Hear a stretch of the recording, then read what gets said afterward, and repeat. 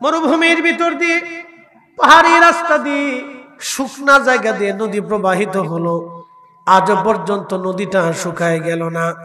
আমাদের বাংলাদেশে বহু নদী শুকায় গেছে, কিন্তু এই ফোরাত এবং নীল আজ পর্যন্ত শুকায় নাই। মুসলমান, নীল নদের ভিতরে পানি নাই, অর্থাৎ জোয়ারে কমে গেল। জোয়ার আনার জন্য জাহিলিয়াতের যুগের মানুষেরা নীল নদের পাড়ে নিয়ে একটা কুমারী মেয়েকে তারা হত্যা করত, জবাই দিত। ওই কুমারী মেয়ের রক্তটা গড়িয়ে গড়িয়ে নীল নদের মধ্যে যখন যায় মিশত, তখন নীল নদে আবার জোয়ার আসতো। মনোযোগ দিবেন, আগে সনাতন ধর্মের একটা বিশ্বাস ছিল, স্বামী মরে গেলে জীবন্ত স্ত্রীকেও স্বামীর সাথে পুড়িয়ে হত্যা করে তারে স্বর্গে পাঠানো হতো। শত শত বছর ধরে কত মানুষের জীবন এইভাবে চলে গেল, কত নারীর জীবন অকালে ঝরে চলে গেল। কি কথা কন না কেন, ঠিক কিনা? কত নারীর জীবন অকালে ঝরে চলে গেল, শত শত বছর ধরে কত মানুষ জীবন্ত পুড়িয়ে মারা হলো এইভাবে। ইসলাম আসার পরে তারা দেখলো না, ইসলাম ধর্মে এমন কোন বিধিবিধান নাই। স্বামী মরার কারণে স্ত্রী কেন আগুনে পুড়ে মারা যাবে? স্বামী মরার কারণে স্ত্রীকে কেন জোর করে মারা হবে? কি জন্য স্বামীর কারণে বিবি মরবে? তার তো একটা জীবন আছে, তার যে স্বপ্ন আছে। সে যদি স্বামী মারা যায়, অন্য কোথাও সে বিবাহ বসতে পারবে।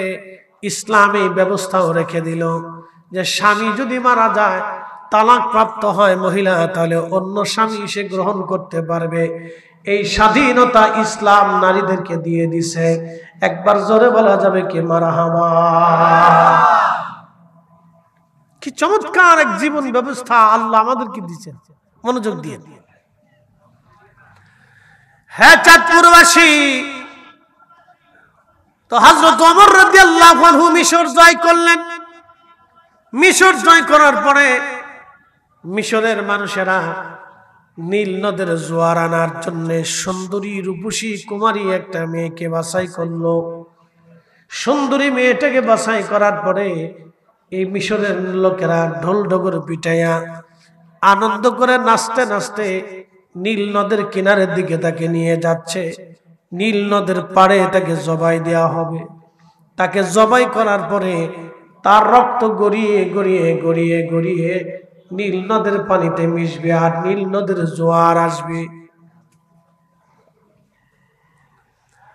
ওই জোয়ারের আশায় ভ্রান্ত বিশ্বাসী একটা নিরীহ জীবন এইভাবে চলে যাবে। মুসলমানরা মিশর জয় করার পরে সেনাপতি আমর ইবনুল আস রাদিয়াল্লাহু আনহু তিনি জানতে পারলেন একটা কুমারী নারীকে মিশরের নীল নদের পাড়ে তাকে হত্যা করা হবে, তাকে জবাই করা হবে। এই কথা শোনার পরে আমর ইবনুল আস রাদিয়াল্লাহু আনহু দ্রুত গতিতে সৈন্য নিয়ে তিনি মিশরের নীল নদের পাড়ে যে দাঁড়িয়ে গেলেন। তলোয়ার হাত দিয়ে বলেন, এই মিশরের মানুষ, এই জমিন এখন মুসলমানদের জমিন। একসাথে বলবেন আল্লাহু আকবার। এটা মুসলমানদের জমিন, এখানে কোনো অন্যায় হবে না। একসাথে বলবেন আল্লাহু আকবার। কি হবে না? কথা বলেন, অন্যায় অন্যায় হবে না। এই যে আমার হাতে তলোয়ার দেখতেছো, দেহ থেকে তোমাদের মাথা বিচ্ছিন্ন করে দেব যদি কুমারী নারীকে, এই নিরাপরাধ একটা মেয়েকে তোমরা নীল নদের পাড়ে এইভাবে বিনা কারণে হত্যা করো। ওরা বলতেছে, আমর ইবনুল আস, আমরা কুমারী নারী নীল নদের পাড়ে জবাই দেওয়ার পরে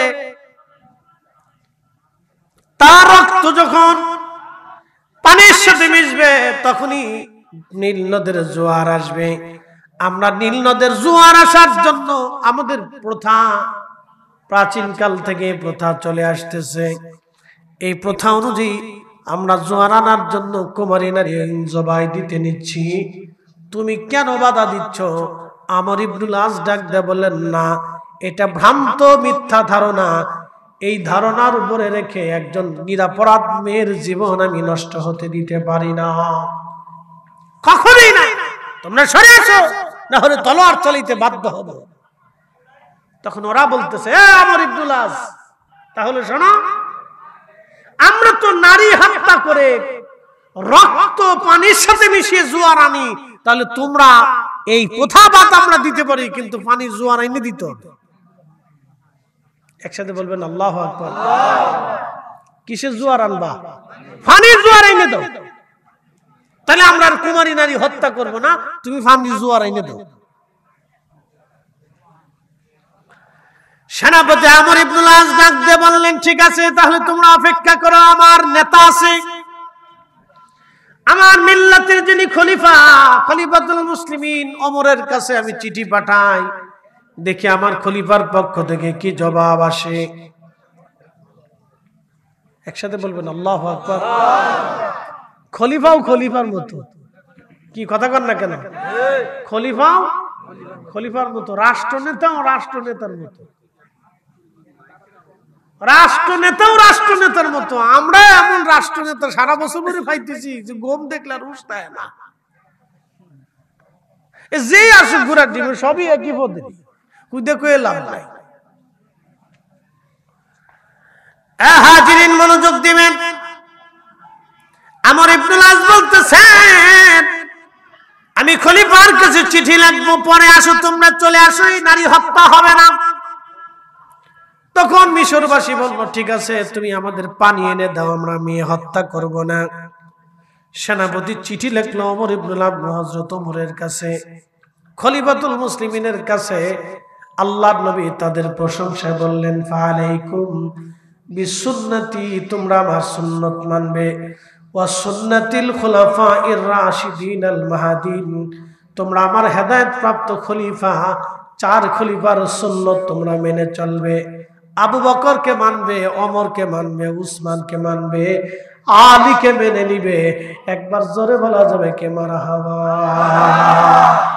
আমি রাসূলের সুন্নাতকে যেমন তোমরা চোখ বুজে মানবা, আমি রাসূলের এই 4 জন খলিফার সুন্নাতকেও চোখ বুজে মানবা। হয় না, হয় না? জোরে জোরে জোরে জোরে, না না, আরো জোরে বলেন, জোরে। পৃথিবীতে এত বড় সার্টিফিকেট হতেই পারে না। আমি রাসূলকে যেইভাবে মানবা, ফালাইকুম বিসুন্নতি, আমার আদর্শকে তোমরা যেইভাবে চোখ বুজে মানো, সুন্নাতিল খুলাফাইর রাশিদিন আল মাহদিন, আমার খুলাফায়ে রাশিদিন হেদায়েত প্রাপ্ত সত্যনিষ্ঠ হকের উপরে প্রতিষ্ঠিত আবু বকর, ওমর, উসমান, আলী, এই 4 জনকে তোমরা চোখ বুজে মেনে নিবা। একসাথে বলবেন না মারহাবা। আপনাকে বুঝতে হবে তার কেমন ভাবে হেদায়েতের উপর প্রতিষ্ঠিত ছিল। দেখেন, হযরত ওমরের কাছে চিঠি চলে আসছে, বিস্তারিত ঘটনা আমর ইবনুল আস জানাই দিলেন যে খলিফাতুল মুসলিমিন এদেশে নীল নদের জোয়ার আনার জন্য লোকেরা কুমারী নারী হত্যা করে। তো এখন আমরা কি করব? আমি তাদেরকে বাধা দিছি, তাদের আবদার হচ্ছে যদি আমরা নীল নদের জোয়ার এনে দিতে পারি তাহলে আর কোনোদিনও এই কুমারী নারী হত্যা হবে না। সেনাপতি আমর ইবনুল আস চিঠি পাঠিয়ে দেওয়ার পরে হযরত ওমরের দরবারে চিঠি চলে আসছে। তিনি চিঠিখানা দেখলেন, চিঠিখানা দেখার পরে তিনি আরেকখানা চিঠি লিখলেন। চিঠির মধ্যে তিনি লিখলেন, হে নীল নদ, তুমি যদি খোদার হুকুমে প্রবাহিত হয়ে থাকো তাহলে আমি খলিফাতুল মুসলিমিন ওমর বলতেছি, তুমি খোদার হুকুমে প্রবাহিত হয়ে যাও। আর যদি তুমি আল্লাহর হুকুমে প্রবাহিত না হও তাহলে নীল নদ, তোমার প্রতি আমার কোনো কথা নাই, তাহলে তোমাকে আর প্রবাহিত হতে হবে না, জোয়ার আসতে হবে না। একসাথে বলবেন আল্লাহু আকবার। সাগরে জোয়ার আসেনি? কথা বলেন, আসে? আচ্ছা, যখন জোয়ার আসা শুরু হয় তখন আমি যদি একটা সাগরে চিঠি পাঠাই, হে সাগর, আমি মুফতি জহিরুল ইসলাম ফরিদি বলতেছি, তুমি কিন্তু জোয়ার আইসো না, আল্লাহর হুকুমে তুমি চলে যাও। চলবে চলবে চলবে, বেলু নাই সাগর তোর চিনি রে, তুমি কেঠা ঢাকায় বসে বলছো তুমি কেঠা, কারণ আমি আল্লাহকে ওইভাবে সন্তুষ্ট করতে পারি নাই, গোলাম আল্লাহর হতে পারি নাই, রাসূলের গোলামিও হয় নাই। কথা বলেন ঠিক কিনা? কোনটাই হইছে না। চাঁদপুরবাসী মনোযোগ দিবেন, হযরত ওমর চিঠি কি বুঝলেন, জোর করে স্বর্গে দিয়ে দিছে। আই হাই, সনাতন ধর্মে আগের বিশ্বাস ছিল স্বামী মরে গেলে জীবন্ত স্ত্রীকে ধরে নিয়ে স্বামীর সাথে জীবন্ত পুড়িয়ে মেরে স্বামীর সাথে স্বর্গে পাঠিয়ে দিচ্ছে, যা দুজনে একসাথে স্বর্গে থাকবে। কি বুঝলেন আপনারা? ইসলামের মতো এমন বিশুদ্ধ ধর্ম পৃথিবীতে আর হবে না। ঠিক না বেঠে? কখনোই ছিল না এত চমৎকার জীবন ব্যবস্থা, দুজনে একসাথে স্বর্গে পাঠিয়ে দিচ্ছে। কাজ করে দিয়ে বার্তাবাহককে বললেন, যাও আমর ইবনুল আসকে বলবা, আমর ইবনুল আসকে তুমি যা বলবা এই চিঠিখানা যেন নীল নদের মধ্যে ছেড়ে দিয়ে আসে, বাকি চিন্তা কাউকেই করা লাগবে না, শুধু চিঠিখানা যেন নীল নদের মধ্যে ছেড়ে দিয়ে আসে। আস্তে হয়ে গেল না? জোরে বলবেন, বলেন আল্লাহ আছে না নাই? আছে আছে। খাজা বাবা আজমিরি, খাজা বাবা আজমিরি পুরা আনা সাগরের পানি একটা লুটার ভিতরে ভরেছিলেন, একটা লুটার ভিতরে এনেছিলেন। বলেন আল্লাহ আছে? আল্লাহ যা আছে উনি দেখানোর জন্য পুরানা সাগরের পানি একটা লুটার ভিতরে ভরে দেখিয়ে দিলেন, এই যে দেখো আল্লাহ আছে। একসাথে বলবেন আল্লাহু আকবার। এদেশে মুসলমান এমনি হয় নাই, মুসলমান এইটা দেখে দেখে মুসলমান হয়েছে। কি কথা বল না কেন? এটা দেখে দেখে মুসলমান হয়েছে, এমনি মুসলমান হয় নাই। তেলের গাড়ি তেলে চলে,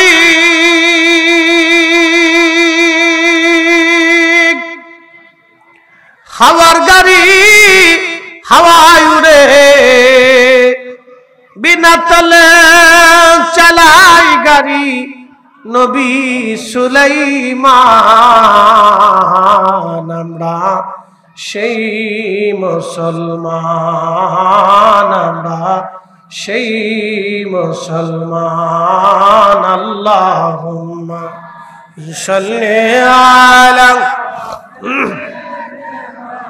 হ্যাঁ জবান খোলে একসাথে, ওয়ালা আলি সাইয়্যিদিনা মাওলানা। ঠিকই তাই, চিঠিখানা নিয়ে যা হলো সুদূর মদিনাতুল মুনাওয়ারা থেকে মিশরের নীল নদ, চিঠি চলে গেল নীল নদে। আমর ইবনুল আস চিঠিখানা নিয়ে নীল নদের পানির মধ্যে ছেড়ে দিয়ে চলে আসলেন। হযরত ওমর কি লিখলেন? হ্যাঁ নীল নদ, আমি খলিফাতুল মুসলিমিন ওমর বলতেছি, যদি তুমি খোদার হুকুমে প্রবাহিত হও তাহলে আমি বললাম তুমি খোদার হুকুমেই প্রবাহিত হয়ে যাও, আর যদি তুমি খোদার হুকুমে প্রবাহিত না হও, নিজের ইচ্ছায় নিজের শক্তিতে প্রবাহিত হও, তাহলে তোমাকে প্রবাহিত হওয়া লাগবে না। একসাথে বলবেন আল্লাহু আকবার। নীল নদ কার হুকুমে? আরব সাগর কার হুকুমে? সাগরের জোয়ার ভাটা কার হুকুমে? নদীর জোয়ার ভাটা কার হুকুমে? সূর্য উঠা ডোবা কার হুকুমে? শীত গরম গ্রীষ্ম বসন্ত হেমন্ত আর এই বর্ষা আর গ্রীষ্ম কার হুকুমে? আল্লাহর হুকুমে। ইসলাম সত্যটা আপনাকে বুঝিয়ে দিয়েছি, আল্লাহ এবং তার রাসূল সত্য বুঝে যান ওমর থেকে।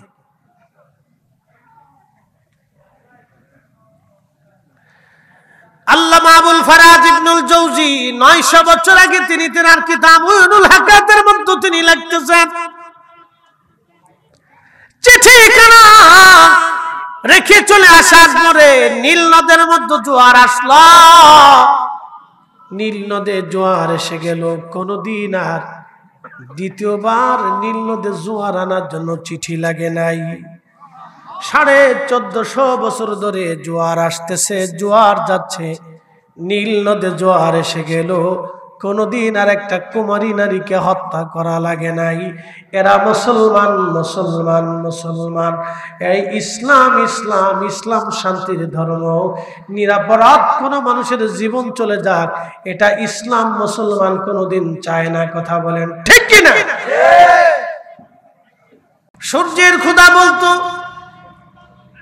পৃথিবীতে আমি সূর্যের আলো দেব না, অথবা একসাথে সমস্ত আলো দিয়ে দিব। রাতের খোদা বলতো, আধারের খোদা বলতো, না, পৃথিবী আমি আধার করে রাখবো, কখনো আলো দেব না। দুই খোদার মধ্যে মারামারি হতো, ঝগড়া হতো, পিটিপিটি লাগতো। খোদায় খোদায় পিটিপিটি কইরা জগৎ শেষ হয়ে যাইত। খোদায় খোদায় মারামারি করে জগৎ শেষ। বান্দা মারামারি করবে কোন সময়? এই জন্য আল্লাহ বলে দিলেন, হাবিব উম্মতকে বলেন, কুল হুয়াল্লাহু আহাদ আল্লাহুস সামাদ লাম ইয়ালিদ ওয়া লাম ইউলাদ। হুজুর আপনি বলে দেন আমি রব একজনই।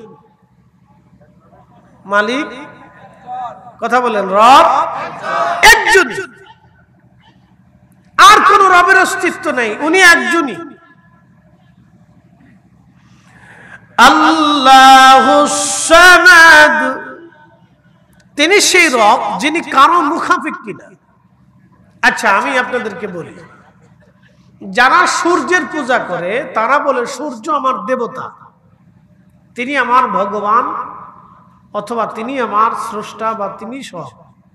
কেন? তিনি আলো দেয়।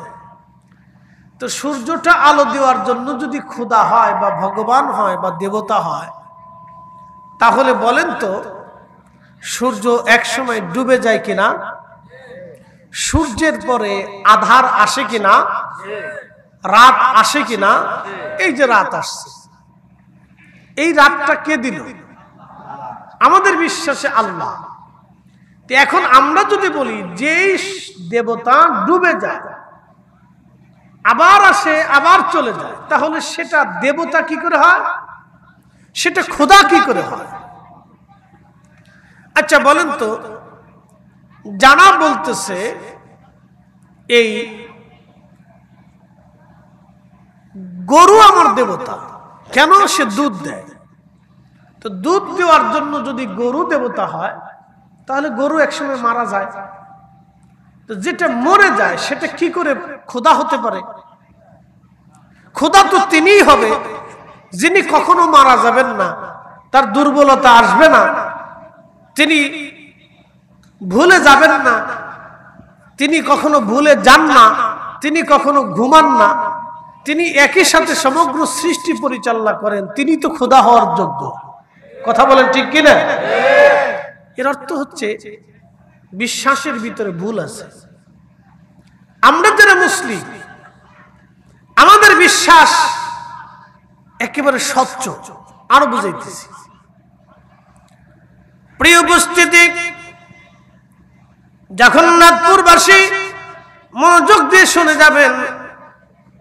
আমার আল্লাহ রাব্বুল আলামিন জানিয়ে দিলেন, হাবিব আপনি উম্মতকে জানিয়ে দেন, আল্লাহুস সামাদ, আমি আল্লাহ কারো মুখাপেক্ষী না, সব সৃষ্টি আমি আল্লাহর মুখাপেক্ষী। আমি আল্লাহ কারো মুখাপেক্ষী না, সব সৃষ্টি করে আমি আল্লাহর মুখাপেক্ষী। মুসা নবী একদিন আল্লাহকে বললেন, হে রব আপনি কেন ঘুমান না? আল্লাহ ডাক দিয়ে বলেন, মুসা কেন ঘুমাই না? তুমি যদি জানতে চাও তাহলে হাতের মধ্যে পেয়ালা নিয়ে তুমি দাঁড়ায় থাকো।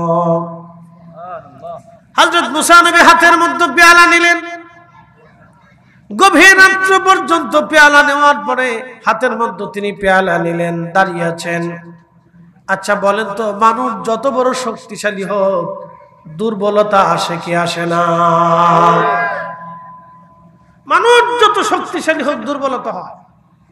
ফেরাউন বলল আমি খোদা, নমরুদ বলল আমি খোদা, ইব্রাহিম খলিলুল্লাহ বললেন, তুমি কি করে খোদা হও? তুমি খোদা হতে পারো না। বলে কেন? ইব্রাহিম আলাইহিস সালামকে নমরুদ বলতেছে, এই ইব্রাহিম, তোমার খোদার ক্ষমতা কি? ইব্রাহিম বললেন, আমার খোদার ক্ষমতা হলো যিনি জিন্দাকে মৃত করেন, মৃতকে জিন্দা করেন। তুখরিজুল হাইয়া মিনাল মাইয়িতি ওয়া তুখরিজুল মাইয়িতা মিনাল হাই। একসাথে বলবেন আল্লাহু আকবার। ইব্রাহিম আলাইহিস সালাম বলতেছে, নমরুদ, আমার খোদার শক্তি হচ্ছে তিনি জিন্দাকে মৃত করেন, মৃতকে জিন্দা করেন। নমরুদ ডাক দেখে, ইব্রাহিম, তোমার খোদার ক্ষমতা যদি এটা হয় তাহলে দেখো আমিও খোদা হতে পারি। বলে কিভাবে? নমরুদ হুকুম দিল, জেলখানা থেকে যেটা মৃত্যুদণ্ড প্রাপ্ত আসামি আছে তারে নিয়ে আসো, আর যে আসামি কম, একেবারে কম, সামান্য পরিমাণ অপরাধ করছে, তুমি তাকেও নিয়ে আসো। জেলখানার যিনি প্রধান আছেন তিনি মৃত্যুদণ্ড প্রাপ্ত আসামিকে ধরে নিয়ে আসলেন। নমরুদ ডাক দিয়ে বলল, তাকে হত্যা করা, তাকে ছেড়ে দেয়া হোক। আর একেবারে কম শাস্তিপ্রাপ্ত আসামি, তাকে হত্যা করা হোক। নিরপরাধজনকে হত্যা করা হলো, অপরাধীকে নমরুদ ছেড়ে দিল। ডাক দেখো, ইব্রাহিম, দেখলি আমিও মরাটাকে বাঁচাইতে পারি, বাঁচাটাকে মারতে পারি। দেখছেন নি, জ্বরে বক করে ফকিরের কেরামতি বাড়ে। কথা বুঝলেন না? জ্বরে বক করে ফকিরের কেরামতি বাড়ে। নমরুদের দশা হয়েছে তাই। এই ইব্রাহিম, দেখলি আমি কেমনে একজনকে বাঁচাইলাম আর একজনকে মেরে ফেললাম। সে প্রকৃত বাঁচা মরাটা নমরুদ বুঝে নাই যে কোন বাঁচা মরা। আরে ইব্রাহিম, তোর খোদার আর কোন ক্ষমতা আছে? ডাক দিয়ে বলতেছে, নমরুদ, আমার খোদার আর একটা ক্ষমতা আছে। বলে কি? আমার খোদা প্রত্যেক দিন পূর্ব আকাশ থেকে সূর্য উঠাইয়া পশ্চিম আকাশে ডুবাই দেয়। তোমার যদি ক্ষমতা থাকে তো পশ্চিম আকাশ থেকে সূর্য উঠাইয়া পূর্ব আকাশে ডুবাই দেখাও। একসাথে বলবেন আল্লাহু আকবার। আরো জোরে বলেন, জোরে জোরে জোরে। আমাদেরকে তাওহীদ, আল্লাহর একত্ববাদের জন্য যিনি লড়াই করেছিলেন তিনি নমরুদ। নমরুদের সাথে ইব্রাহিম আলাইহিস সালাম, তিনি আমাদের মিল্লাতের বাবা ইব্রাহিম। এজন্য আল্লাহ রাসূল বললেন, তিনি আমাদের মিল্লাতের বাবা। মিল্লাতা আবিকুম ইব্রাহিম হুয়া সাম্মাকুমুল মুসলিমিন, যিনি আমাদের নাম রেখেছেন মুসলমান। একসাথে বলা যাবে আল্লাহু আকবার। আমরা কি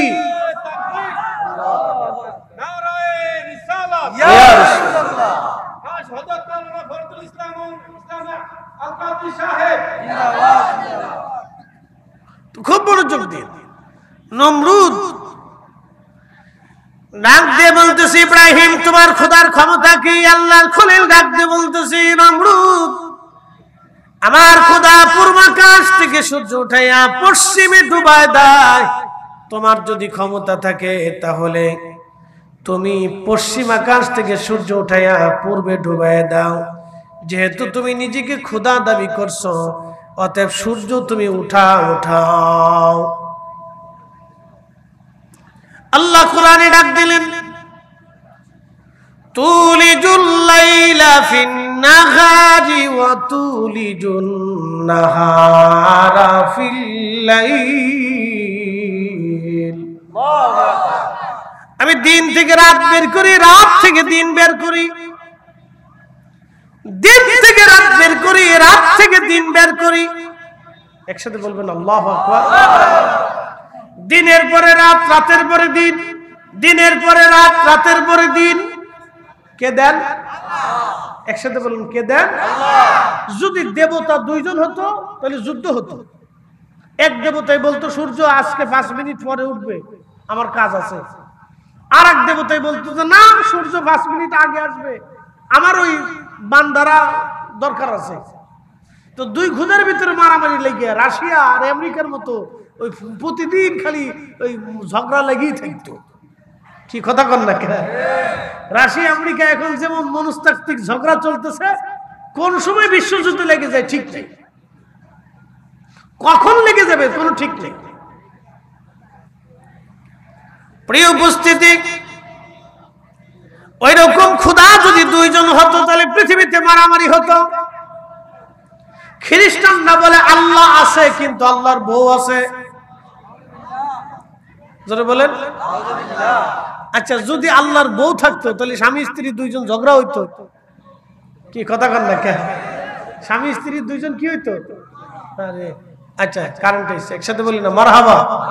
খুশি পড়ে আল্লাহুম্মা সাল্লি আলা সাইয়্যিদিনা মাওলানা মুহাম্মদ ওয়া আলা আলি সাইয়্যিদিনা।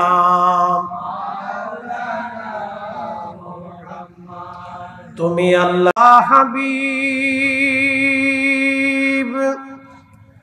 তোমার তুলনা নাই কেউ, তোমার মতো আকাশ ভ্রমণ করেনি কোন পয়গম্বর। আল্লাহুম্মা সাল্লি আলা, আহা মাশাআল্লাহ, আল্লাহু আকবার। وعلى آل سيدنا।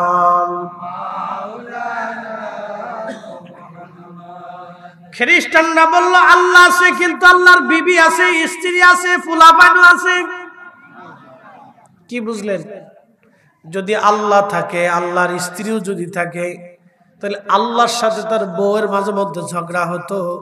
বউ বলতো না আমি রাশিয়ারে পারমাণবিক বোমা বানাইতে দেব না, আর স্বামী বলতো না আমি আমেরিকারে টাকা পয়সা দেব না। আর আল্লাহ যদি ছেলেফোলা থাকতো তাহলে বলতো ইসরায়েলরে আমি বেশি করে টাকা দিব, ফিলিস্তিনরে আমি কিছুই দেব না। তাহলে ত্রিমুখী যুদ্ধ হইতো, ত্রিমুখী ঝগড়া। ফুলা মাইয়ে বাপে স্ত্রী, চারজনের চার মত। খুদা আর খুদার স্ত্রীদের ভিতরে আর সন্তানদের ভিতরে বিরাট মত পার্থক্য চলত। তো খুদা তার স্ত্রীর সাথে ঝগড়া করতে করতে দিন শেষ।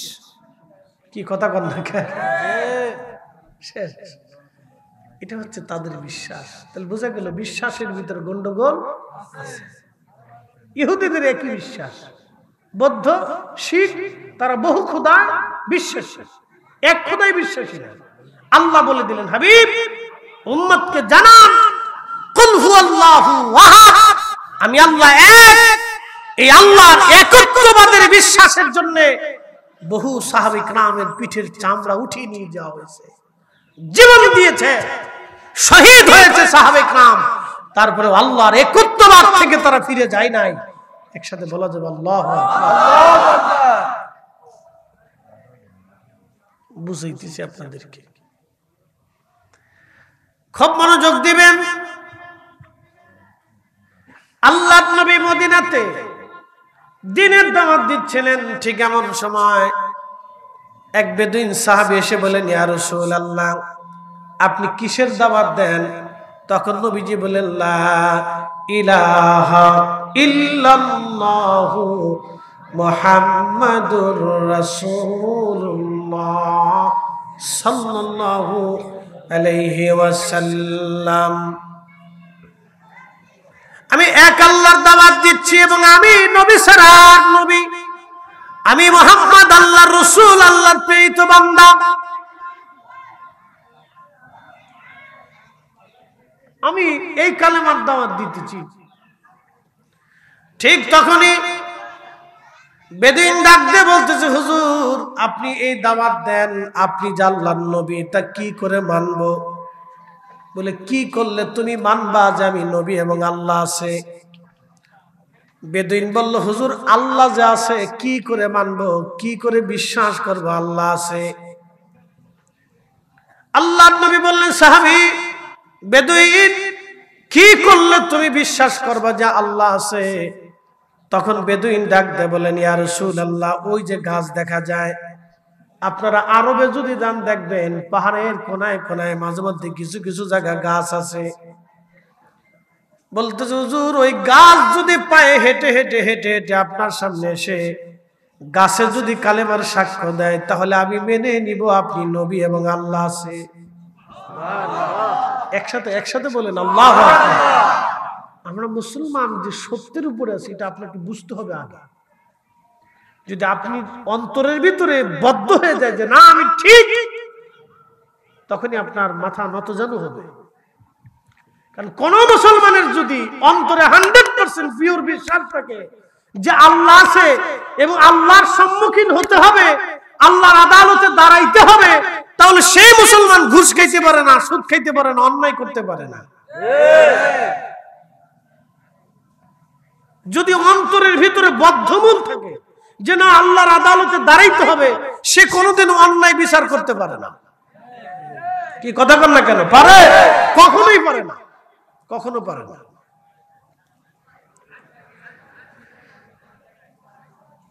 প্রিয় চাঁদপুরবাসী মনোযোগ দিবেন। তো বেদুইন বলতেছে হুজুর, এই গাছ যদি এসে আপনার কালেমার সাক্ষ্য দেয় তাহলে বুঝবো আল্লাহ আছে। আল্লাহর নবী যায় বলেন, বেদুইন তুমি গাছেরে যায় বলো আল্লাহর নবী তোমাকে তলব করেছে। বেদুইন গাছের কাছে যা বলতেছে, গাছ তোমাকে আল্লাহর নবী তলব করেছে, ডাক দিয়েছে। আস্তে করে গাছটার ডান দিকে মুসুর দিল, তার বাম পাশের শিকড়গুলি উঠিয়ে ফেলল। বামে মুসুর দিয়ে ডানের শিকড়গুলি উঠাইয়া গাছ তার শিকড় দিয়ে হেঁটে হেঁটে হেঁটে হেঁটে, আচ্ছা বলেন গাছ কি হাঁটার প্রাণী না জড় বস্তু? জড় বস্তু না, সে এক জায়গা দাঁড়িয়ে থাকবে, সে হাঁটবে না। আমরা যেমন হাঁটি, গাছ এরকম হাঁটবে না, সে জড় বস্তু। সৃষ্টিগতভাবে সে জড়, কিন্তু ডাকছে নবী। তিনি কে? আল্লাহর নবী। কাকে ডাকছে? গাছের ডাকছে। এখন গাছ কার অধীনে? আল্লাহর অধীনে। একসাথে বলবেন আল্লাহু আকবার। গাছ কার অধীনে? জোরে বলেন, গাছ কার অধীনে? গাছের ডাকছে কে? আল্লাহর নবী। তো গাছ তো এখন আর দাঁড়িয়ে থাকার সুযোগ নেই। এখন সে তার মূল সিচুয়েশন, সে জড়বস্তু, তার মূল ধর্মটা, তার মূল নীতি এখন তার চেঞ্জ হয়ে গেল। কারণ কি? ডাকছে আল্লাহর নবী, আর সে আল্লাহর অধীনে, আল্লাহর সৃষ্টি। এখন যদি গাছ এই হুকুম অমান্য করে, তাহলে গাছকে আজীবন জাহান্নামে পুড়তে হবে। গাছে এই ডরে ডানে বামে মুসুর দিয়ে হাঁটা শুরু করে আল্লাহর নবীর সামনে দিয়ে তার সমস্ত ডালফালা গুছিয়ে নবীজির সামনে দাঁড়ায় গেল। এবার বলেন, গাছের তো কোনো জবান নাই, সে তো জড়বস্তু, কথা বলতে পারে না, কারো কাছ থেকে কোনোদিন শিখেও নাই, মক্তবে মাদ্রাসায় যায়ও নাই। গাছ তার নীতি, তার মূল সিচুয়েশন থেকে পরিবর্তন হয়ে গাছের জবান খুলে গেল। কারণ গাছ আল্লাহর অধীনে, ডাকছে আল্লাহর নবী। আল্লাহর নবীর সামনে দাঁড়ায় গাছ তার জবান খুলে সাক্ষ্য দিতে লাগলো, আশহাদু আল্লাহ ইলাহা ইল্লাল্লাহু ওয়াহদাহু লা শারীকা লা, আমি সাক্ষ্য দিচ্ছি আল্লাহ ছাড়া আর কোনো মালিক নাই, তার কোনো শরীক নাই, তিনি এক এবং একক। আমি আরো সাক্ষ্য দিচ্ছি, ওয়া আশহাদু আন্না মুহাম্মাদান আবদুহু ওয়া রাসূলুহু সাল্লাল্লাহু আলাইহি সাল্লাম, আমি সাক্ষ্য দিচ্ছি এই নবী মুহাম্মদ আল্লাহর রাসূল এবং তিনি আল্লাহর প্রেরিত নবী। একসাথে বলা যাবে আল্লাহু আকবার। নবী বললেন, বেদুইন তুমি কি দলিল পাইছো? বেদুইন ডাক দেখা, হ্যাঁ হুজুর পাইছি, কিন্তু আরেকটু আছে। বলে আবার কি? বলে গাছে যদি হাইটে আবার জায়গা মতো যায় বসে, তাহলে কালেমা পড়ব। বেদুইন তো বুঝতেই পারছেন, মরুভূমির রুক্ষ বাতাসে থাকতে থাকতে তাদের শুধু শরীর রুক্ষ হয় নাই, তাদের দিল পর্যন্ত রুক্ষ হয়ে গেছে। এত কঠিন রুক্ষতার একজন মানুষ, তারপরও নবীজি তাকে কালেমার দিশা দিতে চাচ্ছেন, এত বড় মুজিজা দেখাইয়াও। ঠিক তখনই প্রিয় নবী ডাক দিলেন, গাছ তুমি জাগার মতো পুনরায় জায়গায় ফিরে চলে যাও। গাছে চলে গেল, আবার বসে গেল। শিকড়ের জায়গায় শিকড় চলে গেল, গাছ জড়বস্তু হয়ে গেল আল্লাহর নবীর হুকুমে। এইরকম বহু সাহাবী নবীর মুজিজা দেখলো। আবু জাহেল, উতবা, শাইবা, মুগিরা এসে বলল, ও মুহাম্মদ, তুমি যে আল্লাহর নবী তার প্রমাণ কি? বলতেছে, চাচা কি প্রমাণ আপনি চান? বলে, ভাতিজারে, আকাশের চাঁদ তোমার ইশারায় যদি দ্বিখণ্ডিত হয়ে যায়, তুমি আকাশের চাঁদকে যদি দুই খণ্ড করে দেখাইতে পারো, তাহলে আমরা মক্কাবাসীরা কালেমা পড়ে তোমার মুসলমান হয়ে যাব। আল্লাহ আছে এটা মেনে নিব, এবং তুমি আল্লাহর নবীও সেটাও মেনে নেব। আমি আপনাদেরকে আল্লাহ আছে এবং রসুল আছে এটা বুঝাইতেছি। আমরা বহু খোদাই বিশ্বাসী না, আমরা এক খোদাই বিশ্বাসী। কথা বল ঠিক কিনা? আমরা বহু দেবতায় বিশ্বাসী না, আমরা এক মালিকে বিশ্বাসী। ঠিক কিনা? এই জন্য আমরা মুসলিম। আমরা কি? একসাথে বলেন, আমরা কি? মুসলিম।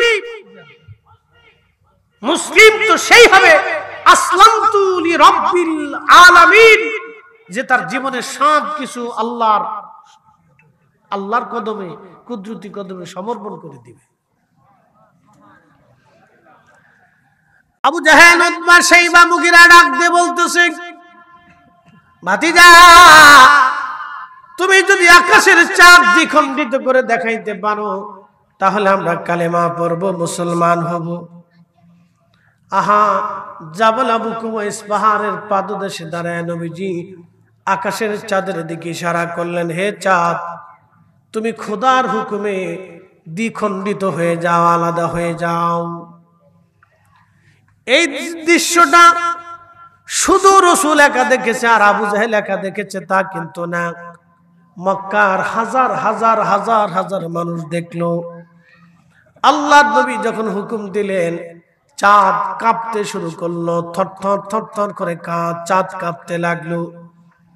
মক্কাবাসী মনে করলো চাঁদ বুঝি জমিনের ভিতরে ভেঙে চুরে পড়ে যাবে। চাঁদ কেঁপে কেঁপে কেঁপে কেঁপে চাঁদ দুইটা খণ্ডে বিভক্ত হলো। পাহাড় জাবাল আবু কুবাইস পাহাড়ের দুই পাশে দুইটা অংশ, চাঁদের অংশ চলে গেল। চাঁদ তখনও কাঁপে। মক্কাবাসী মনে করতেছে আকাশের চাঁদ বুঝি ভেঙে পৃথিবীতে পড়ে যাবে। চাঁদ কেঁপে কেঁপে পাহাড়ের দুই পাশে দুইটা টুকরা, দুই অংশ দুই পাশে চলে গেল। আল্লাহর নবী বললেন, হে চাঁদ, তুমি খোদার হুকুমে দুই খণ্ড হয়ে যাও, দুই ভাগে বিভক্ত হও। আচ্ছা বলেন তো, চাঁদ কি আমাদের আইনে চলে না আল্লাহর আইনে? আশ-শামসু ওয়াল কমারু ওয়ান নুজুমু ওয়াল জিবালু ওয়াশ-শাজারু ওয়াদ-দাওয়াবু ওয়া কাসীরুম মিনান নাস।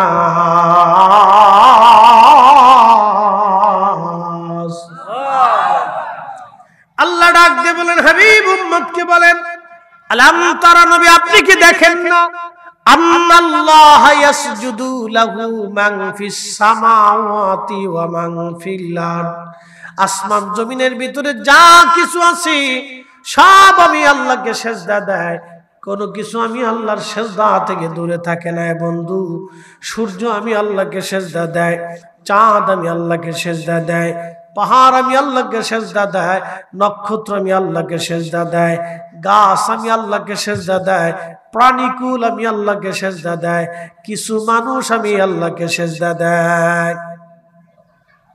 সব মানুষে দেয় না, কিছু মানুষ দেয়। সবাই আল্লাহর সিজদা দেয় না। সবাই যদি ঠিক মতো আল্লাহর সিজদা দিত, তাহলে জুমার নামাজের রক্তে যে মুসল্লি হয় আসরে সেই মুসল্লি থাকার কথা। কি কথা কর না কেন? জুমাতে যে মুসল্লি কালকে হবে, ওর আসরের দিনে আসরের রক্ত ওই মুসল্লি, মাগরিব ওই মুসল্লি আসে, ওই মুসল্লি থাকার কথা। হয়তো 19-20 হবে, না হলে 15-20 হবে, কিন্তু 5 আর 20 হবে না। জুমার নামাজে মুসল্লি টাপে টাপে ভরা, আসরের নামাজে 5 আর 20 হয়। 5 আর 20 বুঝছেন নি?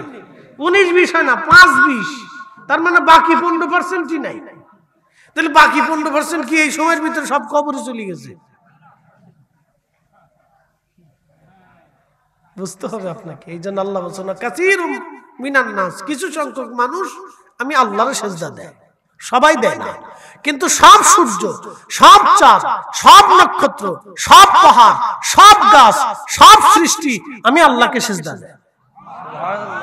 একসাথে হবে, জোরে বলেন, জোরে জোরে জোরে। চাঁদ কার অধীনে? আল্লাহর অধীনে। আর হুকুম দিছে আল্লাহর নবী, সাদরে কইছে খোদার হুকুমে 2 খণ্ড হয়ে যাও। জোরে জোরে জোরে জোরে জোরে। উনি নবী, উনার আঙ্গুলের ইশারায় চাঁদ দ্বিখণ্ডিত হয়। আর আপনি বলেন তো এ চাঁদ তুই দ্বিখণ্ডিত হ, আল্লাহর হুকুমই হবে তো? নবীজি যেটা কইছে তো আপনিও সেটা বলেন। আপনার ইশারায় তো হবে না, আপনার জবানে হবে না, কারণ তিনি নবী। অতএব উনাকে নিজের মতো ভাবা, নিজেকে উনার মতো ভাবা, এটা হচ্ছে এক ধরনের বুকামি, বলদামি। কথা বলেন ঠিক কিনা? নিজের ঈমান নষ্ট হয় আর 10 জনের ঈমান নষ্ট করে। প্রিয় চাঁদপুরবাসী মনোযোগ দিবেন। আকাশের চাঁদ 2 পাশে 2 টুকরা চলে গেল। আবু জাহেল ডাক দিয়ে বলতেছে মক্কাবাসী, তোমরা আমার ভাতিজার জাদুতে কেউ মোহিত হবে না, কারণ চাঁদের জায়গা চাঁদ ঠিকই আছে, আমার ভাতিজা তোমাদের চোখের মধ্যে জাদু মারছে। হেদায়েত কার হাতে? এটার কপালে হেদায়েত নাই।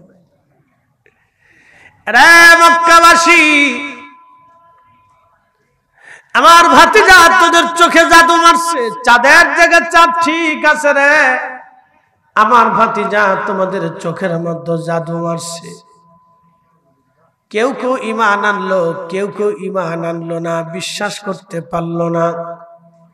আল্লাহর নবী ডাক দিয়ে বললেন, ও চাচারা, তোমরা জানতে চাইছো আল্লাহ আছে এবং আমি তার নবী, তার প্রমাণ কি?